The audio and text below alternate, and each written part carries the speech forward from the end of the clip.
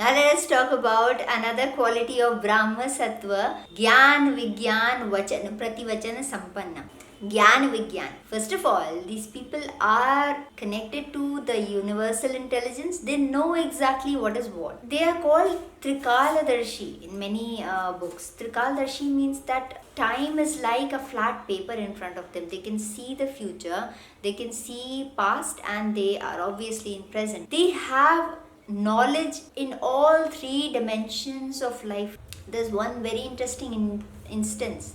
In Mahabharata, Lord Krishna is called by Bhishma. He's Bhishma Pitama, the aged elderly of the Kaurav clan, is lying on his deathbed because of so many arrows shot at him. He's lying on the bed of arrows. Okay, and Krishna, he visits him, and Bhishma Pitama, he asks that, what have I done? What have I done to deserve this kind of death? That I'm lying on a bed of arrows. Okay, and there are many stories, many different kind of stories around it. But what I know is that Bhishma said that I went back to my past life, 60 past life. I went to them and I analyzed those past lives. I never did anything that will result into this kind of death. Then Krishna says that please go back to 61st past life, and then you will see that you were a prince and you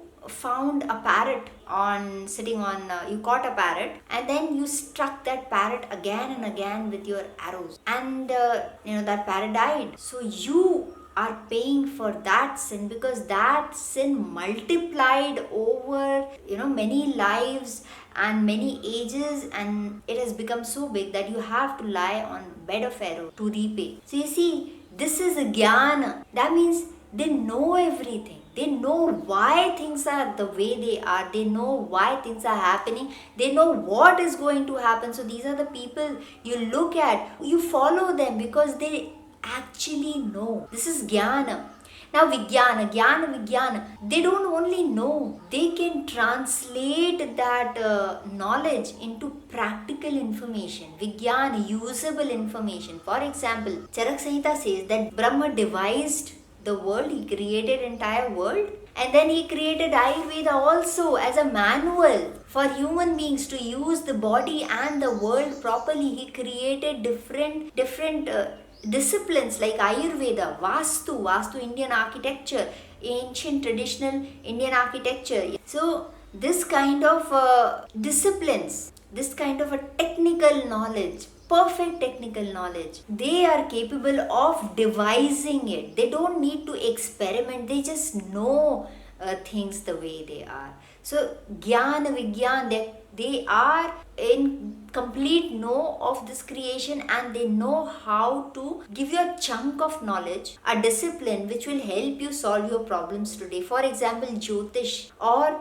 traditional Indian astrology is also a discipline. It was given by gods. Okay, and now many people, even the scientists, they believe that this entire creation is a simulation, and there are cosmonauts out there who come and give us the knowledge and help to improve the level of civilization. Maybe it is possible, and these are the Brahma Sattva people who come, either they are born or they are incarnated, or they just appear and give us some knowledge and then they go back. This kind of stories, they are everywhere. Whether you look at Inca culture or Mayan culture, Aztecs, they all say Japanese culture, that civilization was formed by the gods. So these are the Brahma Sattva people who have knowledge, and they can use it as a practical technology. That means Jnana Vijnana. This is the beauty of Brahma Sattva. Next is Vachan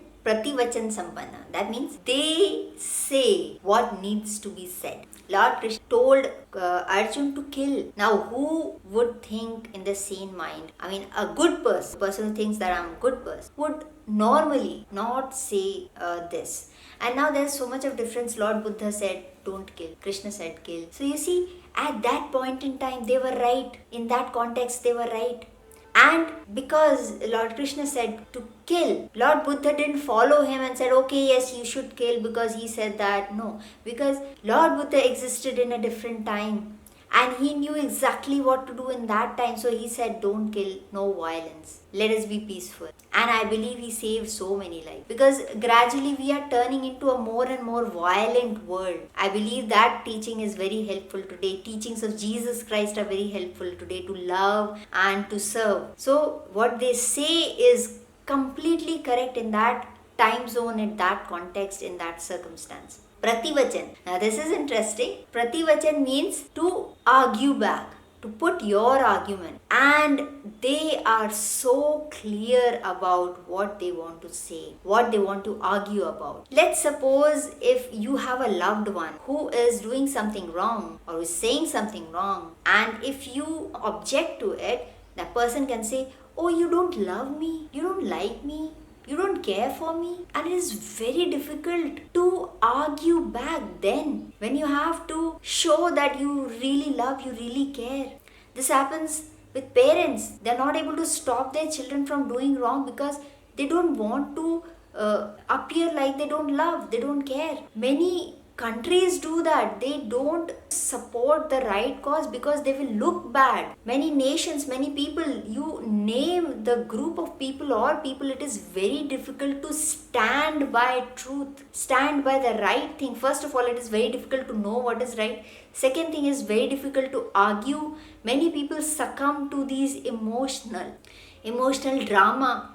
when someone says to them, you don't care about us, you don't care about humanity, you are a bad person, and they actually, the good people actually feel ashamed, they feel guilty of stopping people from doing wrong things. But Brahma Sattva, these people are completely clear. They are Prativachan Sampanna. That means they will tell you the truth. If there is something wrong, they will tell you to stop no matter what.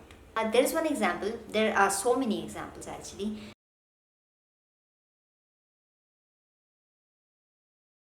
Rama went to forest. He was exiled by his stepmother, and Bharat was his stepbrother. Now, when Ram was exiled to forest, his stepbrother, he felt very bad. He came to take Ram back, and he gave all kinds of arguments that you are the king, you are the elder brother, father who died wanted you to be the king, wanted Ram to be the king, so you should go back. And he came with all entire family and big elders of the kingdom to persuade Ram to come back. And ideally, Ram should have come back. Even Kaikeyi said that, okay, you can come back.